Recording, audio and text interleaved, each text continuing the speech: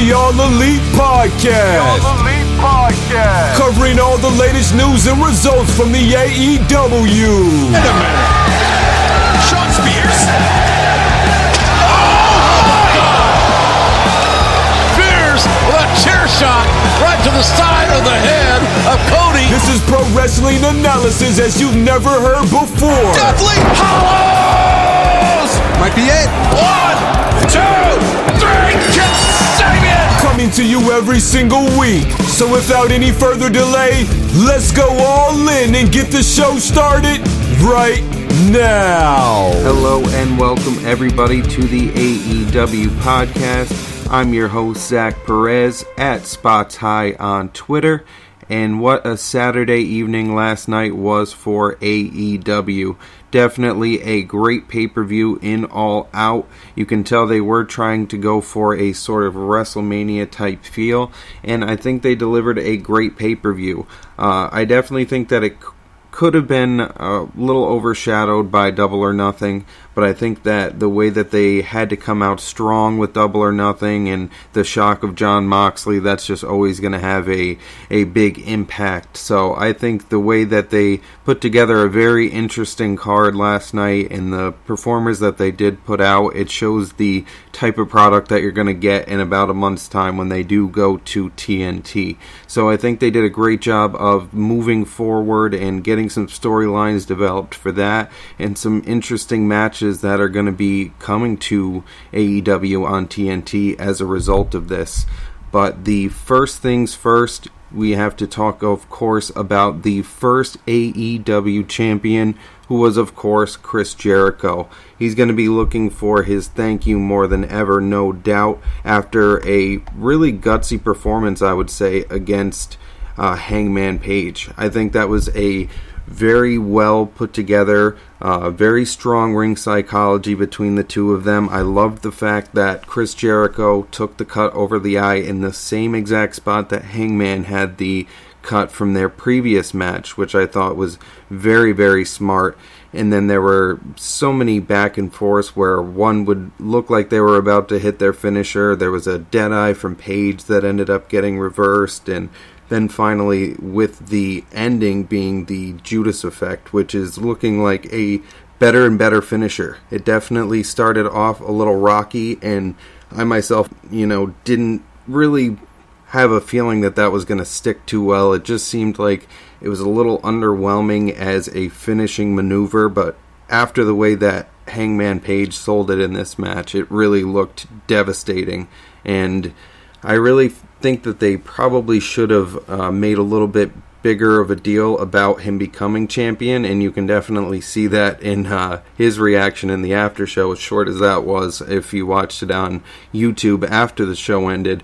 And he was kind of going through the hallway, berating everybody, calling them all idiots, which is just classic Chris Jericho. That was absolutely geniusly done, calling everybody all sorts of names as he walked through and held the title. And he's just such a great classic heel, and the way that he has performed in AEW has really shown that he has a lot left in the tank, and AEW is all the better for it. The way that he's going to perform against the younger stars and put them over like he did with Hangman Page here. Not saying that Hangman Page didn't do his fair share of putting Jericho over here too, because he absolutely did, especially with his finisher, as I said. But I think that the way that they put the match together really showcased that Chris Jericho does still have those New Japan type performances left in him. Those really deep, long, cutting matches. No pun intended to the bleeding, of course, but it's just such a great performance to show that he really is going to be a mainstay in the main event for AEW. And I think that that's going to bring a lot of eyes to the product when they do get onto TNT, which is a very smart move.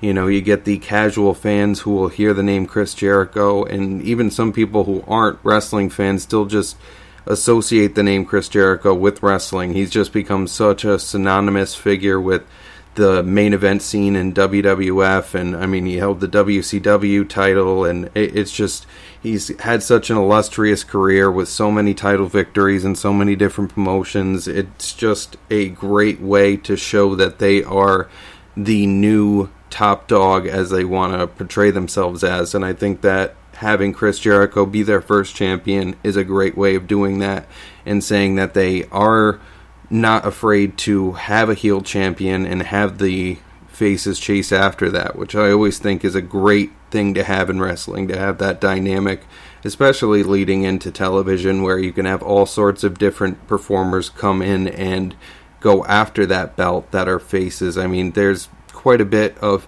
different competition inside of AEW that could go after that belt going forward, so it'll be interesting to see where they go with that. And definitely a potential matchup with Kenny Omega, which would be a dream match for sure.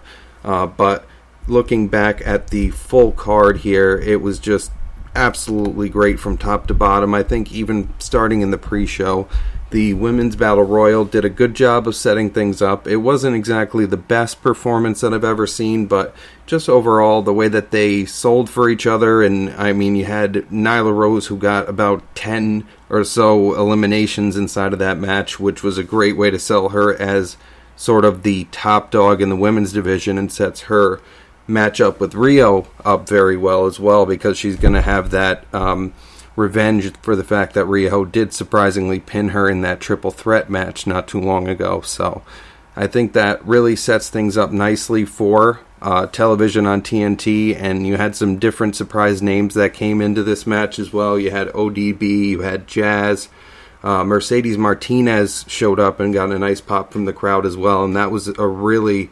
well put together performance where she really shined and showed exactly what she can do inside of the ring. And it's kind of a shame that we haven't seen her inside of a mainstream promotion inside of the United States, because she really did show out and do some really interesting offense and showcased herself in that battle royal.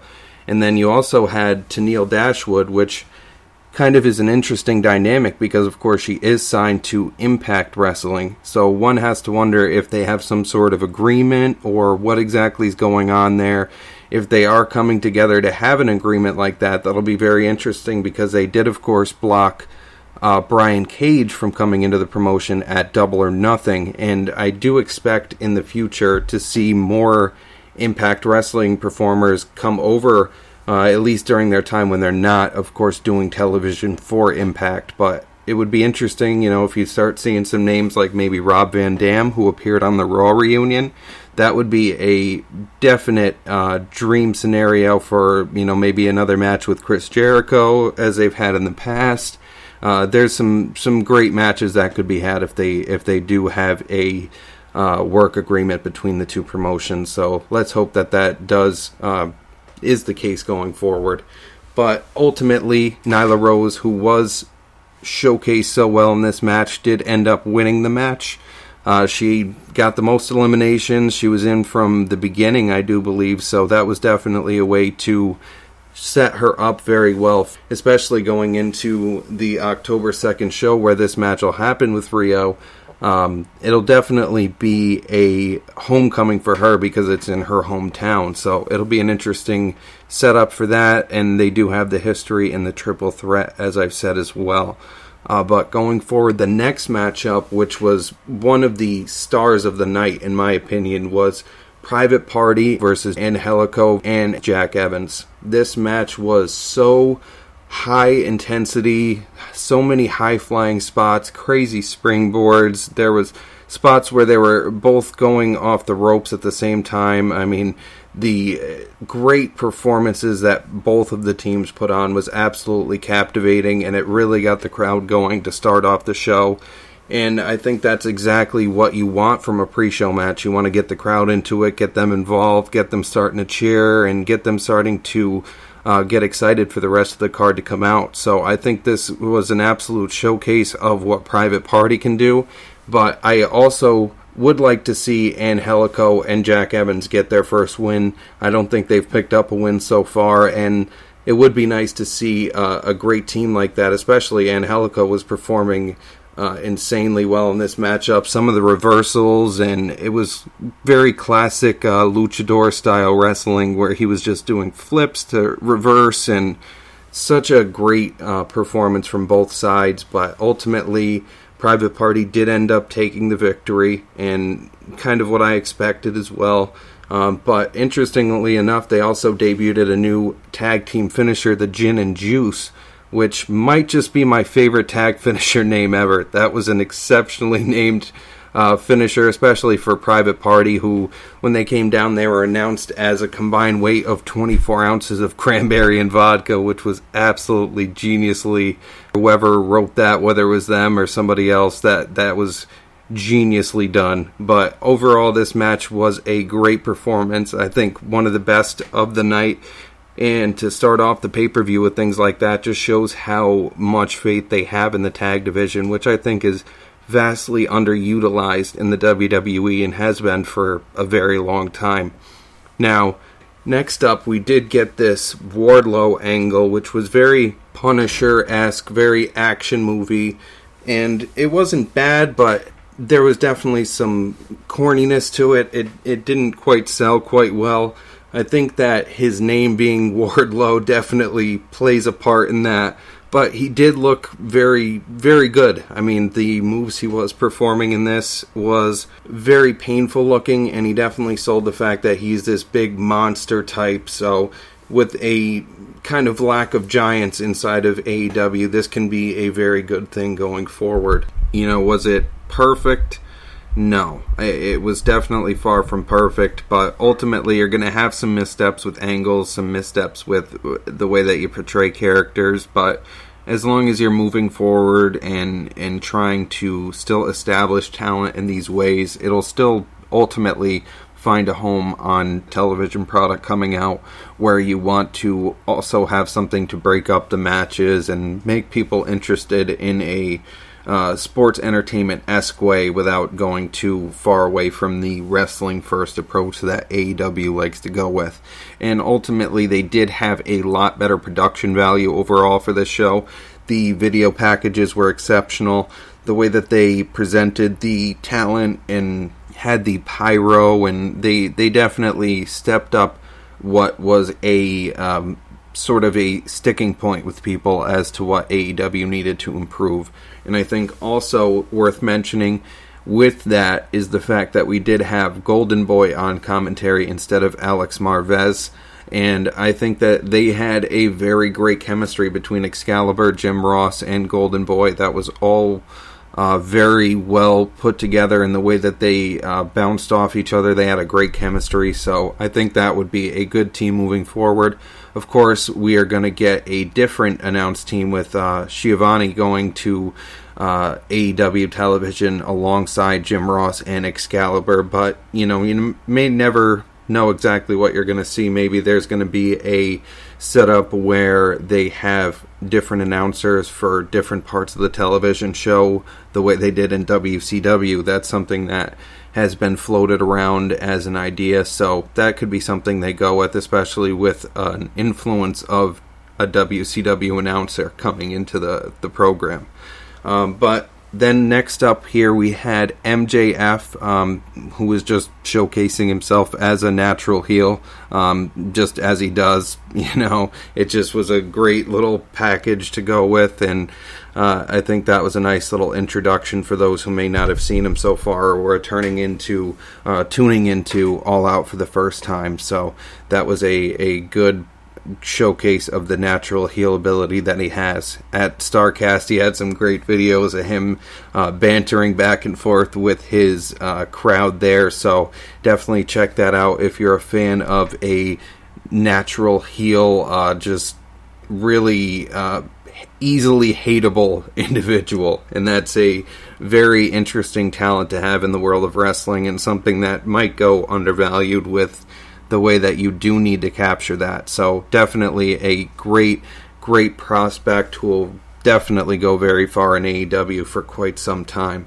But all in all, too, it definitely seemed like Jim Ross was very energized and excited to get going with the performance here.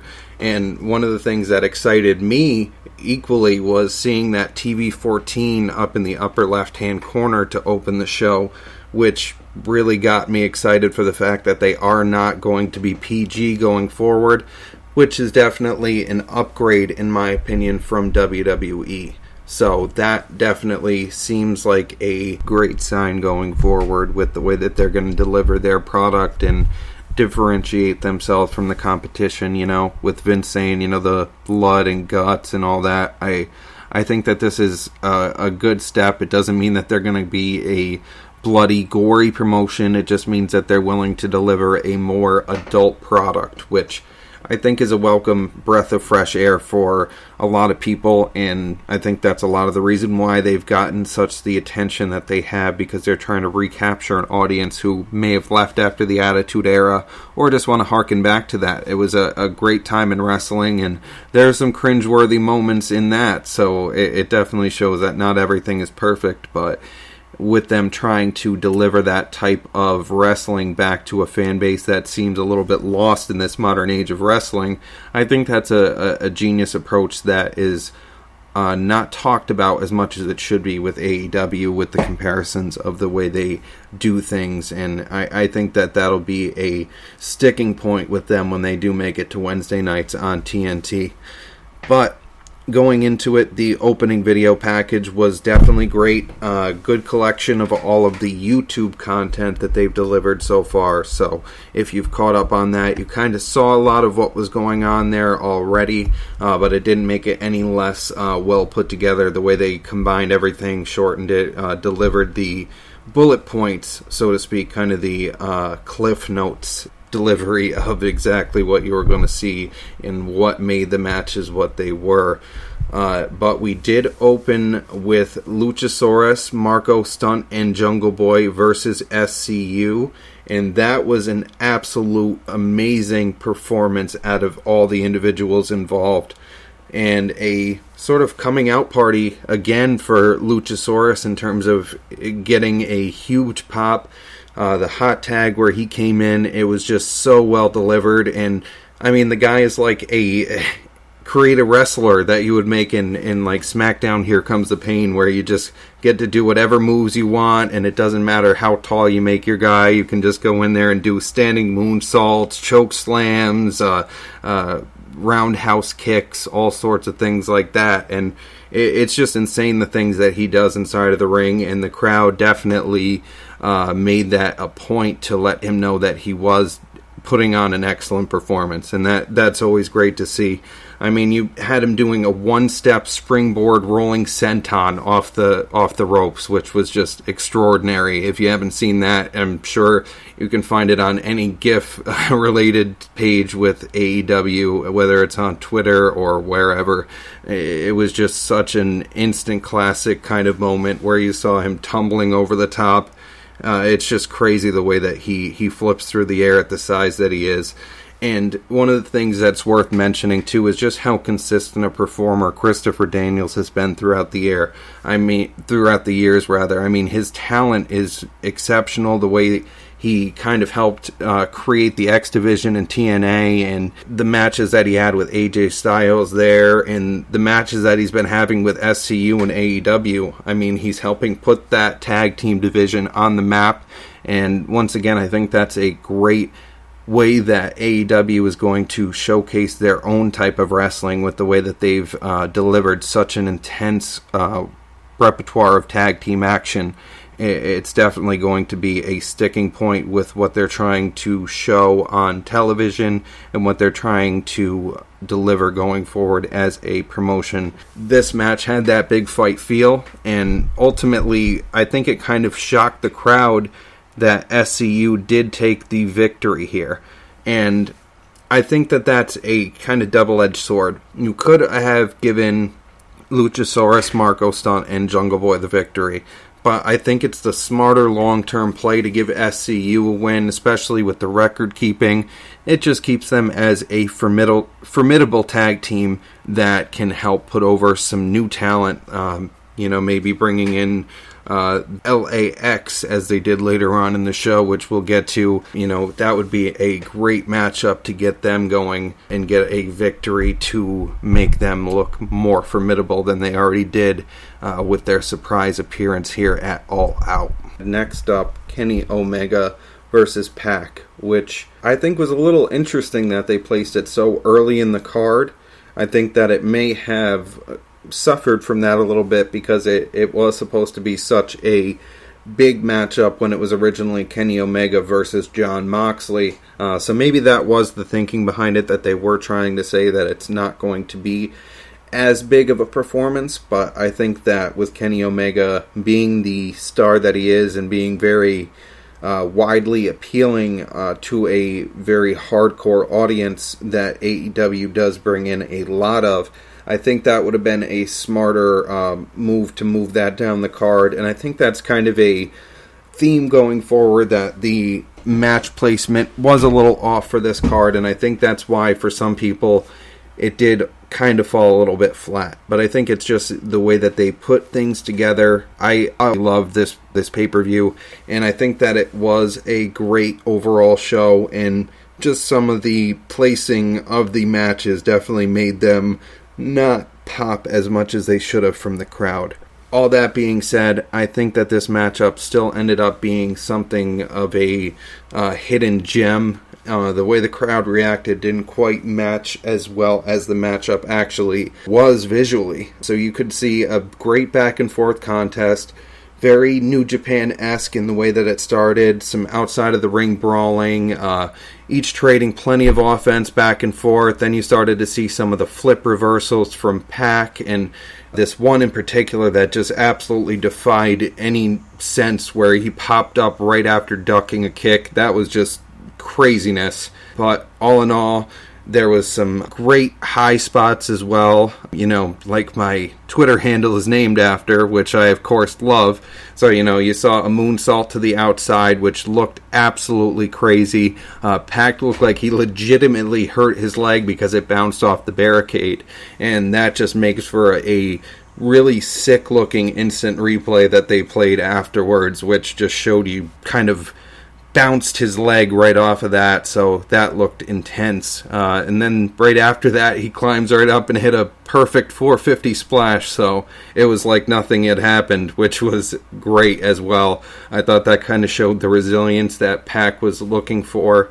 And then Kenny's chops were on point, making his chest bright red from the intense chops that he learned from his time in Japan. And I think Kenny Omega's chops are probably some of the best in the business, easily top 5. The sound that they make, the crack, the pop from the crowd that he gets out of just a simple wrestling maneuver. And even the punches were great as well. Definitely a very stiffly done contest.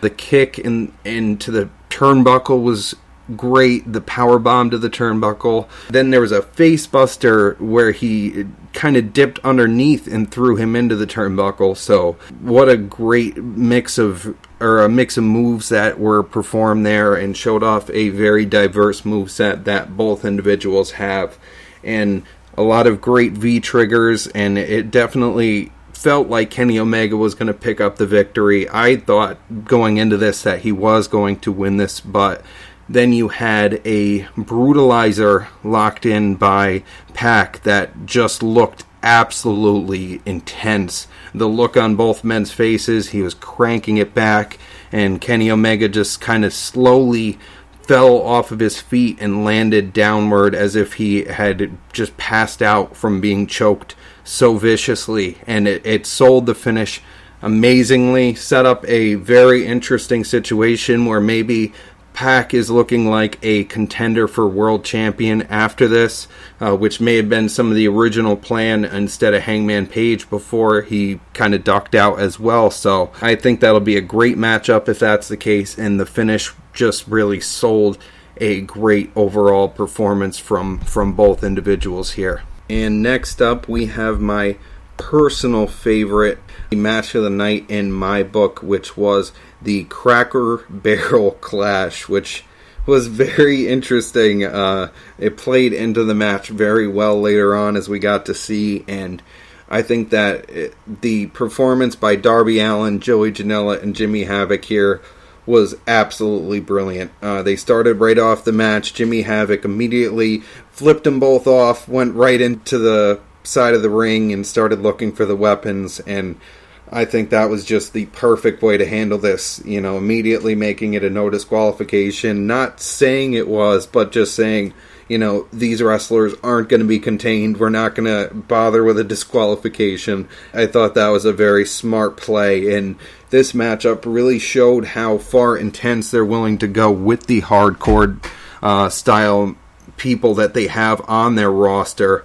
And I think that that's brilliant. It does showcase different types of wrestling. You had later on in this card, you had a great women's matchup between two Japanese Joshi wrestlers. So to have this in the same card as those kind of matchups, you had a kind of old school wrestling match between Cody and Shawn Spears later after this as well. And it just speaks to the diversity of the talent that they have and the abilities that they all are individually able to showcase when they're allowed to wrestle the type of wrestling that they want to do. And of course, for this particular trio of wrestlers, their preferred method of wrestling is to use weapons. And the way that they immediately started going off with all different types, you had Jimmy Havoc going for his staple gun, and then you had the spot later where they took the thumbtacks and actually kind of forced them into Jimmy Havoc's mouth and then taped it. I mean, Darby Allin and Joey Janela kind of teamed up against him and did that, tied him to a chair, taped him to a chair rather. It was just absolutely intense, sold the matches instantly, kind of crazy as hell. It just, you knew going forward from that moment that it was going to be an intense kind of violent affair. And I think one of the standouts is that Darby Allin is going to be a special part of AEW. He had the spot with the skateboard with thumbtacks attached to the back, landing onto Joey Janela's back. That was just, it was incredible. And apparently he was a skateboarder before this, before getting into wrestling. So that was a brilliant kind of callback to that, something that I didn't know going into this. And I think it kind of shows in the Daredevil-esque way that he performs in the ring, and that was showcased great in this match. Plenty of different spots. They had a tennis racket that they threw out and didn't use, and instead went for the tables, and it was crazy. You had a monkey flip to Joey Janela where he was sitting in a chair and he landed perfectly still in the chair just with his legs crossed as if nothing happened. Jimmy Havoc performing that on Joey Janela, and that was made me pop, made me jump right out of my seat and take notice. And then there was one particular thing that I think made me cringe, maybe more than it should have, which was the paper cut spots where Jimmy Havoc was taking and paper cutting Joey Janela, I believe it was, with a sign that he had, AEW paper promotional item. That was definitely a little much for me, made me kind of look away. I don't know why, the thought of maybe because I've had so many paper cuts, but seeing that just definitely made me cringe away from the television, which is interesting considering I'm completely fine with the thumbtacks and all of that. So I don't know why that stuck out to me, but it definitely did. Then you had the sunset flip through the table. Then you had Darby Allin jumping with the Cracker Barrel out onto the outside, missing and hitting the steps, and his spine has got to be already the age of a 45-year-old with the spots that he's taken inside of AEW so far. I mean, they had so many moments where they were smacking each other off the side of the apron, which has been, widely touted as the hardest part of the ring, which is not for no reason either. So that definitely was a great performance, and the definitely will be feeling it the day after. And then you ended up having this match end with Jimmy Havoc doing the clothesline through the barrel and taking the victory. And I think that was, again, a smart move to get him as a kind of big deal. Hopefully they'll do some sort of hardcore championship. I think that they're missing a few mid-card titles in AEW right now. So that would be an interesting one to say, not a 24/7 style hardcore championship, but rather a deathmatch-esque championship. Maybe a blood and guts title, if you will, to kind of take a shot at WWE. But all in all, this was my favorite match of the night. I definitely was at the edge of my seat watching some of the things that were going on, and I'm always a fan of hardcore wrestling, so this definitely captured my attention and will definitely go down as one of my favorite matches that I've seen so far this year, especially out of AEW, probably top 3. But then next up, you also had the Spooky Perverts, or the Dark Order, the Spooky Perverts as the best friends like to refer to them as. And I think this match kind of suffered a little bit, again, from the placement that it had, coming after the great Cracker Barrel Clash matchup with Darby Allin, Joey Janela, and Jimmy Havoc. It kind of just hit a little dull to the crowd, and I don't think that's any fault of the wrestling that was performed. It was a good classic tag team wrestling match, but I think the way that it was positioned, it just kind of fell a little bit flat, and I think that definitely showed in the way that it was delivered, and you ended up having the quote-unquote Spooky Perverts taking the win ultimately here. And again, it wasn't anything bad, it just wasn't exactly a highlight for a very stacked card, but it was very good. It was very serviceable, and I think that both teams will do very well in the tag team division. It's just a very stacked division, and I think that, like I said, with having such a action-packed hardcore match go right before it, it was a little bit hard to live up to that. They definitely put on a great tag team performance, and both teams look very, very strong going into AEW television. Next up, you had Riho taking on Hikaru Shida, and that was a absolutely intense, fast-paced performance. Kind of got the crowd right back into it with how quick they were both going at each other, and I think Hikaru Shida definitely showcased her talents just as much as Riho did, and they definitely made it a point on commentary to mention she is 98 pounds and somehow still manages to make her offense actually look like it hurts. So I think that's definitely a talent and speaks to the fact that she's apparently been doing this since a very, very young age. So you can definitely see with the moveset that she has and the diversity in the way that they both delivered their maneuvers. I think that it showcased the type of wrestling that they are accustomed to putting on in Japan, and that once again just shows how diverse AEW is and how much they're willing to do different types of wrestling and appeal to different audiences. You could definitely see an international crowd taking a liking to these sorts of matches, and it definitely opened my eyes to the type of talent that you can see out of this women's division. And I think setting the matchup with Nyla Rose for the AEW Women's Championship is a brilliant first match for that, and being in Nyla's hometown in Washington, D.C. on October 2nd for that performance definitely sets up a nice bit of hometown, homecoming kind of storytelling there, whilst also having Rio having pinned Rose in a 3-way match at Fyter Fest. So there's definitely some story going into this and going into October 2nd, where they will be in Washington, D.C. in front of a sold-out crowd at the Capital One Arena. And a big part of the reason why they do have a sellout at the Capital One Arena is because of one of the men behind this promotion, of course, Cody Rhodes. And next up, you got to see Cody Rhodes taking on Shawn Spears in what was a very well told matchup, a very well put together performance as to why they were coming into this with hatred, and Shawn Spears hitting Cody with the chair that made him bleed at Fyter Fest. It was just such a brilliant bit of storytelling going into this. It wasn't forced. There was real history between Cody and Shawn Spears going all the way back to when they first started their careers in wrestling.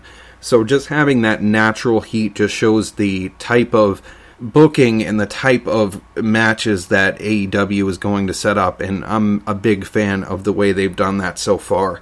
And having Cody tell that story even further with the beginning of the match by coming out and doing the suicide dive, which is worth mentioning. There were quite a lot of suicide dives, and that's something that AEW will have to work on as well, because they do tend to repeat some spots, like the apron became a big one at Fyter Fest, I believe it was, that people noticed they were doing a lot of apron shots. So that's definitely something to keep an eye on, that they do kind of repeat some spots a little bit too often in their programs to this point. But regardless, going past the suicide dive, you had Cody going after Blanchard on the outside, which you knew was going to play a big part in the match, being that MJF got to be on the side of the ring with Cody, and Shawn Spears did, of course, have Tully Blanchard, who has wrestled a crazy number of matches with his father, Dusty Rhodes. So that was a great bit of, once again, smart storytelling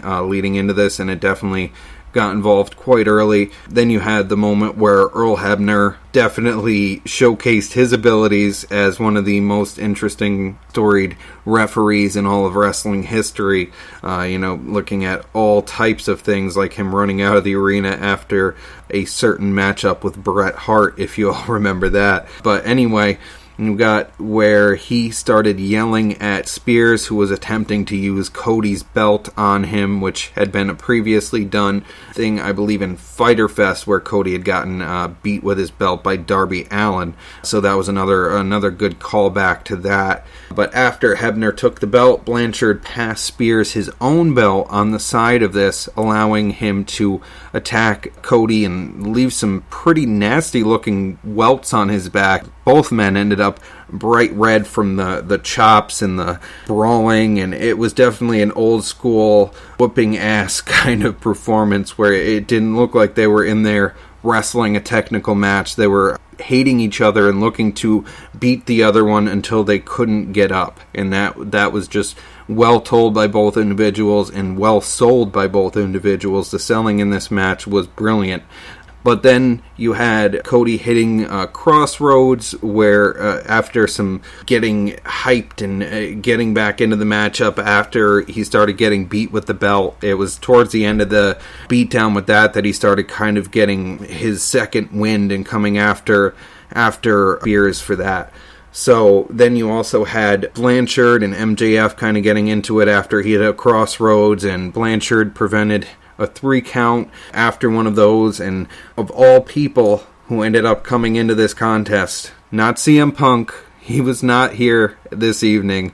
Might not be involved with AEW after all. That was a little bit of a bad call on my part, but you could see Arn Anderson actually getting involved and hitting a great spine buster on Shawn Spears. This definitely kind of took Tully Blanchard by surprise, the Four Horsemen involvement that they have there.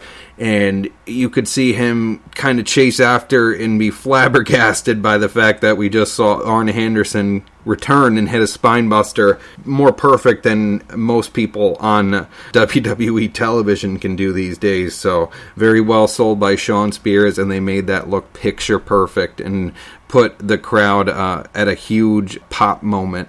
So very well done there. But then we ended up having Cody hit another Crossroads, and then we had that end with the victory. And you could actually see at the end as well where Spears kind of got hit with a almost like a Van Daminator-esque moment. I believe that's what Van Dam used to call it, where he throws the chair to him and hits him with the kick. So that was a great move to finish things off and call back to the chair shot as well. So great overall performance. I definitely think that it left a little bit in the tank, but this could be a good feud going forward, so that's not exactly a bad thing either. Next up, we had maybe my co-match of the night. It's really hard to not give this match of the night, but you had the Lucha Bros defeating the Young Bucks to retain the AAA Tag Team titles.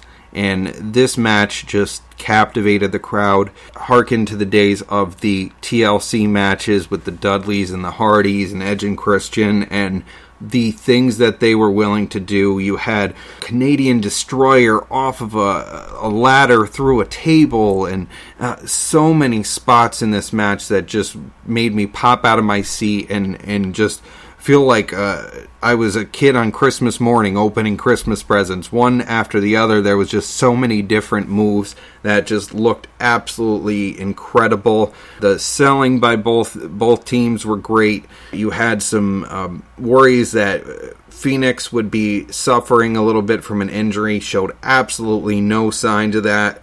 So many big high spot moments where you saw people being driven onto ladders, and some good action where both teams would do the same maneuvers at the same time. I believe it was Pentagon and maybe Matt Jackson who jumped off of the ladder at the same time, kind of simultaneously, and landed through the table onto the other person's teammate. So that was an incredible moment. So many different things that they managed to do with the weaponry that they had. It was just an absolutely captivating match, and it really was great to see, too, that they mixed in some technical ring psychology as well, some submissions being performed, and some different ways that they used the ladders, where they were kind of choking through the ladders, and just a crazy display of offense between both sides that really made it feel as if you were watching a ladder match between the Hardys and the Dudleys. It just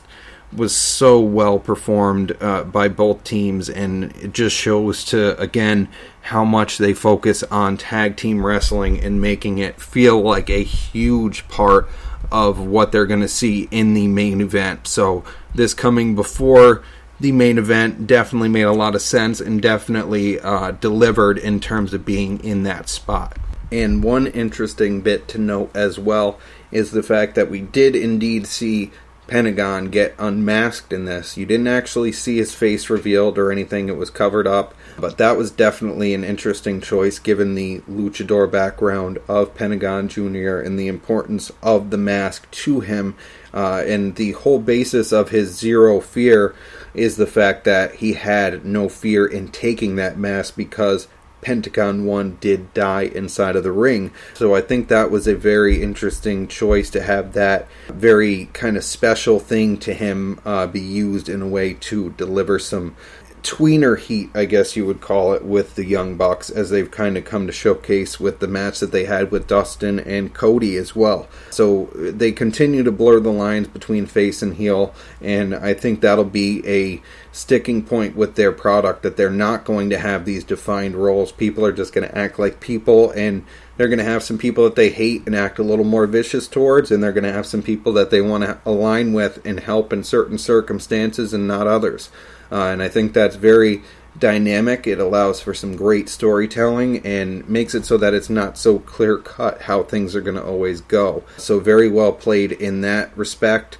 But ultimately, he regained his mask, and they ended up regaining their AAA tag team titles. And I think that was a smart play. You know, they get to keep the AAA tag team titles and haven't revealed the actual title look and feel yet, but they'll definitely be having that tag team tournament come time for AEW television. So we'll see if that plays into anything, if the Young Bucks are able to capture those belts instead of the AAA belts. I think that was a simple but smart booking decision on their part there. And then one of the surprises of this night, and I think got a huge reaction from the crowd, was the reveal of Santana and Ortiz, as previously mentioned, formerly known as LAX in their time in Impact Wrestling. Kind of up in the air decision as to whether or not they were going to sign with AEW or WWE. There was some interest from both sides, and smart move that they joined the very stacked tag team division and looked to be a big part of this kind of budding feud between Lucha Bros and the Young Bucks, as they kind of assaulted both teams and looked very good doing it. So I think that'll be a great addition, and they'll really be able to showcase their talents more so than they would in the WWE with that tag division kind of being in shambles. You have Braun Strowman and Seth Rollins winning tag titles out of nowhere overnight, and Dolph Ziggler getting a tag team with Robert Roode for whatever reason. So I think that this speaks to the fact that they're really focusing on this, and bringing in talented tag teams like that will do great things. And hopefully, fingers crossed, that'll lead to some other tag team signings, like perhaps the Motor City Machine Guns, or it definitely seems like the home for tag team wrestling. But finally, we had the main event of the evening, the AEW World Championship match between Chris Jericho and Hangman Adam Page. And this was a classic beat-em-up brawl fest. So many spots of just absolute violent behavior. Brilliant storytelling with Chris Jericho getting cut over the eye in the same place by Adam Page with, I believe, what looked very similar to the Judas effect. It was kind of a rolling elbow maneuver, performed in a little different manner, not a back elbow, but still very close to feeling like that, and that was brilliantly sold by Chris Jericho as well. Great matchup, great way to end the show. Made it feel like a really big match feel. Showed that they're not opposed to having blood be a part of their product, and not afraid that they've been called out by that by WWE. I think that in its right forms, I think that it has a good place in wrestling to tell some of that story inside of the ring. So I think that's a good thing as well. I think that'll help once again differentiate their product from the competition. So this match definitely was helped by that, Jericho bleeding, and really sold the fact that Page had a good shot in this match. You saw some really good buckshot lariats connect that just turned Jericho inside out.